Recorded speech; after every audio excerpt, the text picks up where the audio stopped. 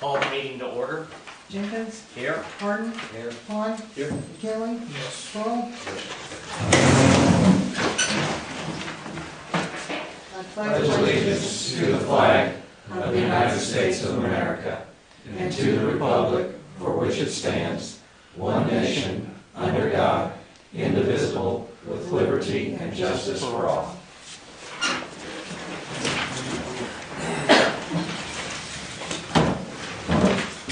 First thing that we have on this evening's agenda is a presentation from DCDC. Ruth, you have the floor. Thank you. Thanks for letting us come tonight. I have sent you some update about what DCDC has been doing, especially in the Farm City area. And tonight, Ken Bielen, our board president, who's also with the DeWitt County Farm Bureau, and Kevin Myers, Chastain and Associates, our board secretary, Marion Broussard, our vice president, who's also with the Clinton Chamber of Commerce, are here tonight. And Kevin and Ken will have some things to talk about with you. As you know, several years ago, the Development Council was formed.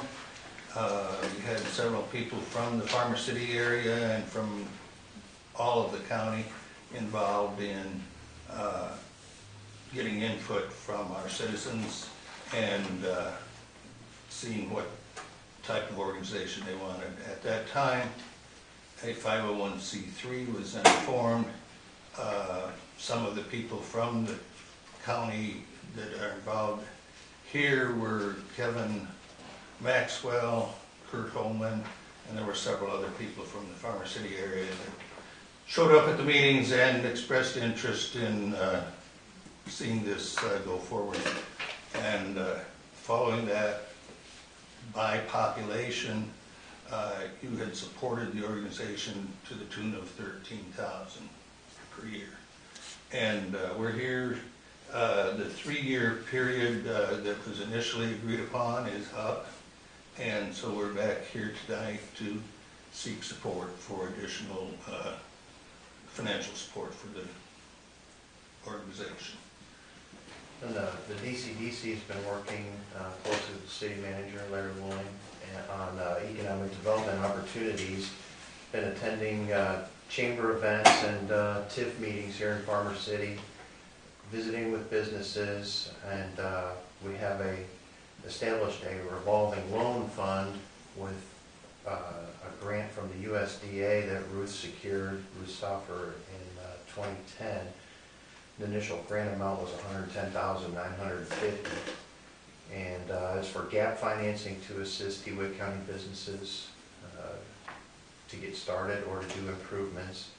And so far, we've been able to loan out $150,000 since June of 2010. And right now, there's about $13,000 available, and we're hoping that some businesses in Farmer City will come see us and see if we can help them out with that. Ken mentioned our funding, our budget. The current total operating expenses are about $100,000 a year. Ruth Stauffer is our only full-time employee. Ruth secured a federal grant to hire a part-time office manager to help her out with filing and phone calls and other things. It was a 4-year grant. It ran out in May of 2013. And since then, we've had to reduce some other expenses to keep Tricia Young in that position. She's very helpful. And over the past 4 years, Mark Killow, who some of you may know, he's been working over here for the DCDC. Over the past 4 years, he's volunteered a considerable amount of time and effort to do properties research and opportunity prospecting and business visits and more. The county historically has provided $40,000 to our funding annually. This year we requested $56,000 from the county. The extra $16,000 is hopefully going to offset the additional expenses for part-time employees. They did not award us the $56,000. However, they did give us $16,000. So we're running a $40,000 shortfall right now. We had a meeting with the city of Clinton, and they have historically provided $47,000 annually, and we requested that amount, $47,000, and the request was well received. I believe it's being voted on at their meeting this evening. Farmer City, as Ken said, has historically provided $13,000, and we're here tonight to request that funding be continued. We're also meeting with local business owners to increase private funding levels to cover some more of our part-time employee needs and other expenses. And we're grateful for receiving past support from Baum Chevrolet, Exelon, Farmer City State Bank, Farmer City Chamber, and Monsanto. And we've, as he said, we're seeking some support from some other businesses and some other individuals. Had a meeting with one here just a few days ago, have not received the response back at this time, but it looked very positive. As of now, that is all we have to report. If you have any questions, we'd be happy to answer them. That's our request. Thank you. Does the council, do you have any questions? Did you say that the county will give you 16 and not the 40 that you usually got? Correct. We originally asked for 56, the original 40 plus an additional 16, and they only gave us the additional 16 and not the original 40.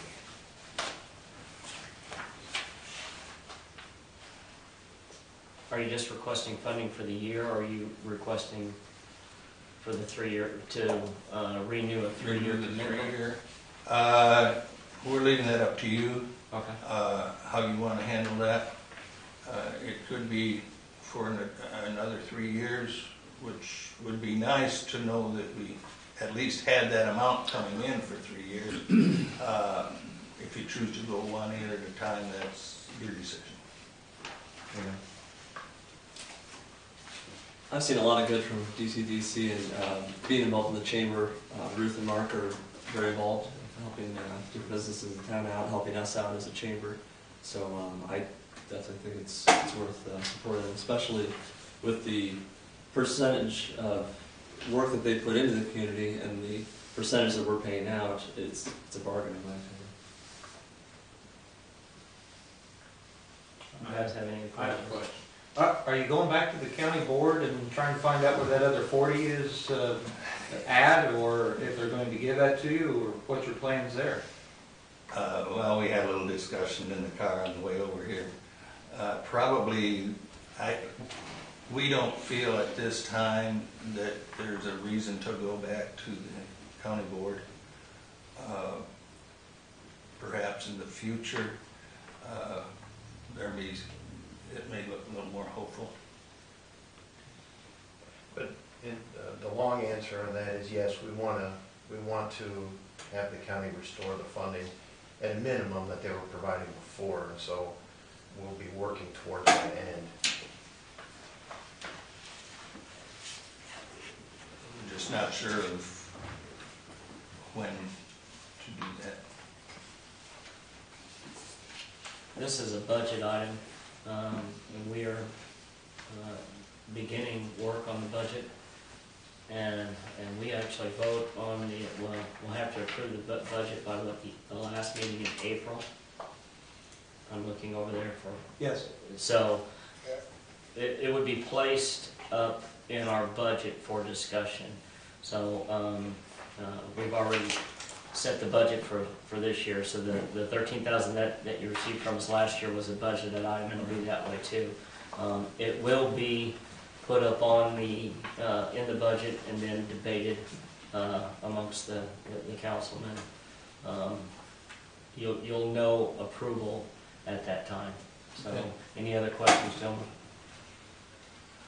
We appreciate your time with us, and we appreciate the past support. Hope you can continue. Gentlemen, ladies, thank you very much for attending this evening.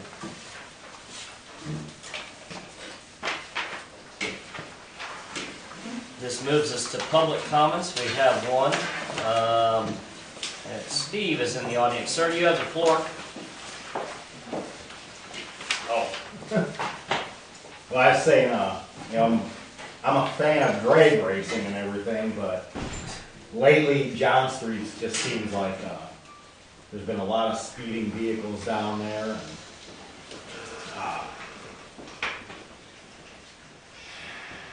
I don't know, it just seems, since the weather's gotten nicer, Okay. people are increasing their speed, and, you know, there's kids that play down, or kids walking from school, and it's not any particular time of the day, but You just You know, increase in speed. More at night, during the day, after school. any time of day. It's, you know, they come around off 54 and it's, you know, Is that first block or is it all Accelerating. the way up? pardon? Is it that first 2 blocks or block, or is it all the way up, or how is it? Yeah, he lives close. You live I live close. close to 54. I live next to the abandoned property there. So it'll be the first 2 blocks in on John Street. Well, even further up. I noticed a lot of students leaving, I guess there's students leaving school, and, you know, once they get past the school block, it's, but I've noticed down by my place quite a bit. As a matter of fact, last Sunday, Officer Ballard was over it, and he was in the driveway. And the squad car was running, and some guy was heading towards 54, and he came past my place, and it seemed like he was doing about 50. And he didn't have a lot of room to brake, and Officer Ballard was like, didn't recognize the vehicle, but he was going to go have a talk with him. And yeah, they just fly down that road. Okay, so If we could get a police, you know, more police presence, or Officer Ballard's been down there, so he obviously knows about it, if he had a heart-to-heart with someone. oh yeah, Okay. you would know. I don't know if even, you know as well as I do, if we go to post signs or something like that, a sign's a sign. Right. Oh, exactly. Yeah. So Yeah. as long as the police know about it, that's one thing. That'll spread to where the boys and ladies can be down there, in my opinion. Make sure the manager, talk to the chief, and maybe an increase in presence. It always helps a little bit. So, thank you, sir. All right. Thank you. Thank you. No other public comments. That moves us on to section 1, consent agenda. Make a motion to approve the consent agenda? Accept it. Discussion? Call Jenkins, it? Yes. Harden, Yes. Vaughn, Yes. McKinley, Pearl. Yes. With there no unfinished business, we move to section 3, new business. Make a motion to approve resolution 2014-10, approving up to $10,000 donation to the Farmer City Heritage Days Committee. I'll second. Discussion. That's what we get over here, isn't it? That was the request, no. It was, they requested $10,000 the previous year, but they only pulled, what, 2,000? Right. So, I mean, it was under $3,000 that they actually pulled. I do know that they have secured a carnival. They've had to move the date back a week, I believe, to make sure that the carnival come in. Mrs. Hardesty is definitely an asset there. Wasn't that when you won the hook, or sometime around there was something going on a week before or after? Whenever she was up here, I thought it was. I don't know, too far back.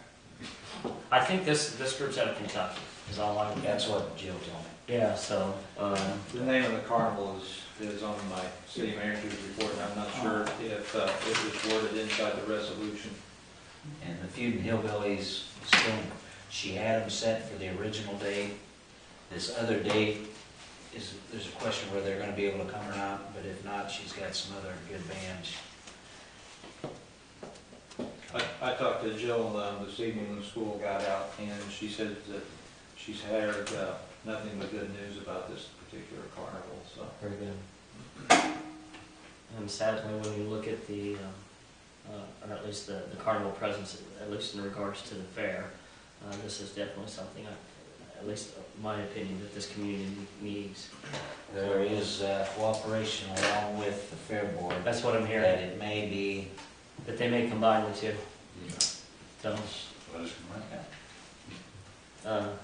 any I don't know other- that that's definite yet, but there's, Well, like I said, Mrs. Hardesty, I know that she does a lot of work with, is it the Fisher Fair? yes. So, she's a strong asset, so, any other discussion? Call it? Harden, Yes. Vaughn, Yes. McKinley, Yes. Pearl, Yes. Jenkins. Yes. Motion carries.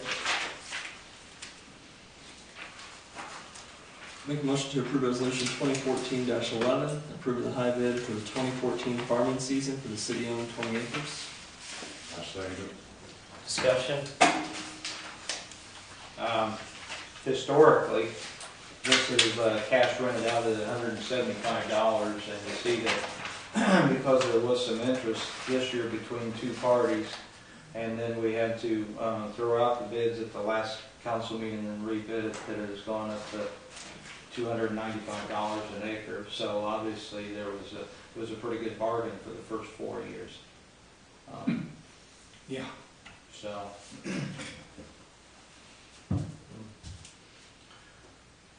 Any discussion? Call it? Vaughn, Yes. McKinley, Yes. Pearl, Yes. Jenkins. Yes. Harden, Yes. motion carries.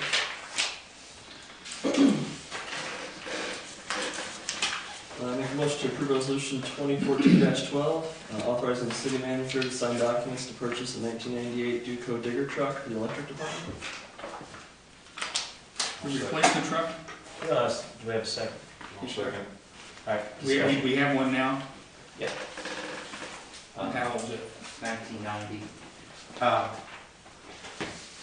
Rick secured these pictures. I didn't want to kill another tree and go through a lot of vein. Rick's brought this to me. The truck that they have is a 1990 Chevrolet gas.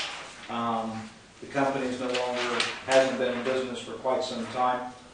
There's no service available to it. It's a light duty truck compared to this truck. They've looked around and for some 6+ months trying to come up with something. He had priced new trucks. New trucks are about $170,000 up to $200,000. If you price this truck out new, he's talked with the two linemen, Mark and Russ, and they think that this truck would do everything that they needed to do. So they are upgrading. This is a diesel. How much is it? Total would be $34,361. That includes $1,800 I had to deliver. The one we have now is a 90. It's a 1990. Rick tells me that because of the nature of the truck, basically everybody's telling him you'll have to sell it as junk because of the liability with that particular truck. I was going to check and verify that if it goes that far.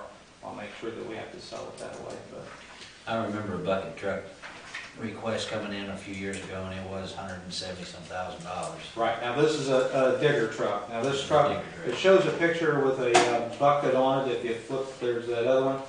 But they're going to take the bucket off. This is for to be able to set poles.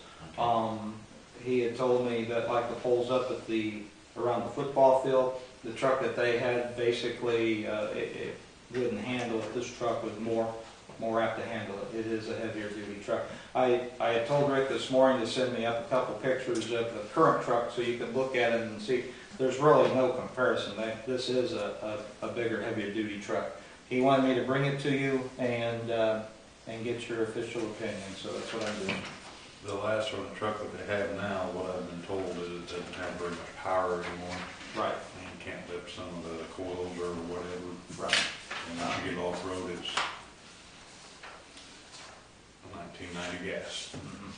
No, for no more than we use one. That's a good buy. Yeah.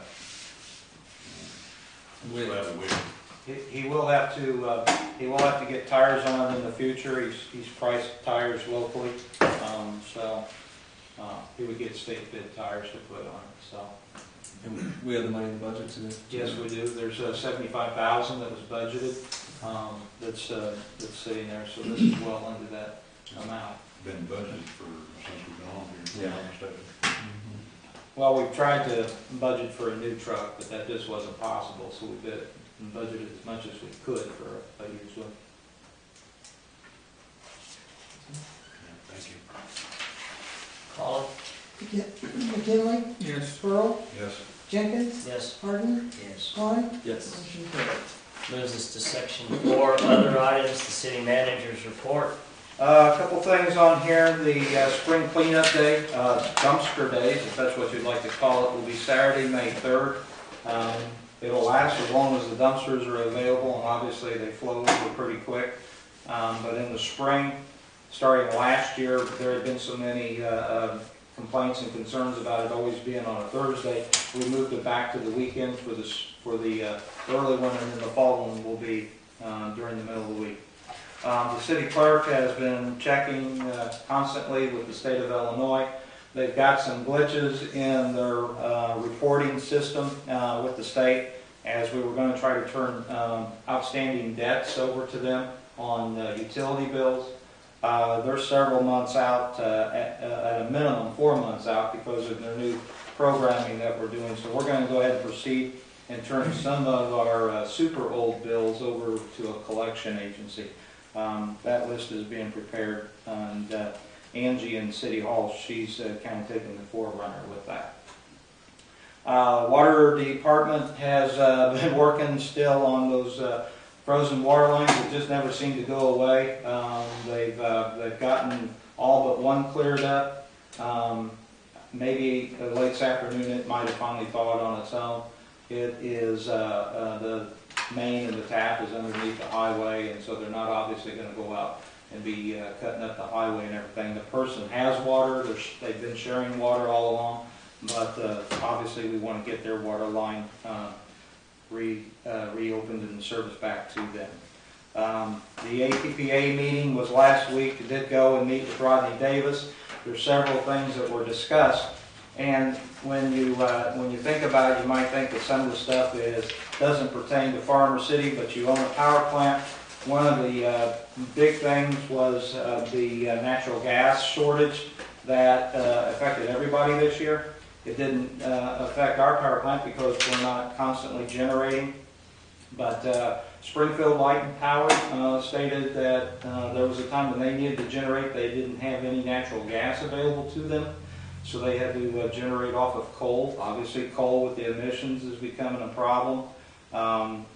The electric shortage for up in the Chicagoland area was a great issue with the thought that Clinton Nuclear Plant may close. They're trying to figure out where's the excess power going to come from, and they're saying be very careful because in Illinois electric rates are going to skyrocket. I spoke to them about what I think is a concern with FEMA, the way that Gifford had been treated, and should we have a tornado or a flood or anything come through here, that we might find ourselves in the same predicament that Gifford's in. There were several mayors out there and city managers. I asked them about how the winter had treated them, and I spoke with a representative from Root House, and they said that it had been so cold that their water tower had actually froze and split in 4 different places. So it's been a rough winter all around. It just wasn't Farmer City. And if you gentlemen, 3 of you live over on Washington Street, you know that they were chasing a water main leak today. So the frost is starting to leave the ground, so the leaks will start showing. They've done some work out at the water treatment plant, the lift station behind the cemetery. A lot of that work has been completed. So they're up and they're getting some pretty good shape on that. They had talked about sand filters out at the sewage treatment plant were going to have to be replaced. And Calvin had an engineer come over from the Farnsworth group. They went out, they looked at the plant, kind of thought that maybe the plant was overly designed for the population of Farmer City right now, and those sand filters won't have to be upgraded. If they don't have to be upgraded, that could be a savings of up to $300,000 for the city. So that'll be a big one right there. Other than that, securing substations was also another issue at the APPA meeting, that they're thinking that people will go around and start vandalizing substations.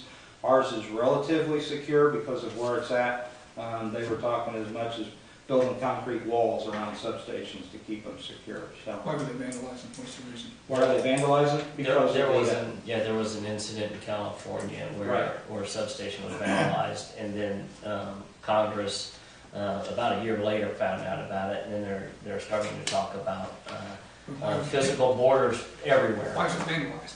why was it vandalized? That was a What's terrorist. their intent? They don't know. They honestly don't know.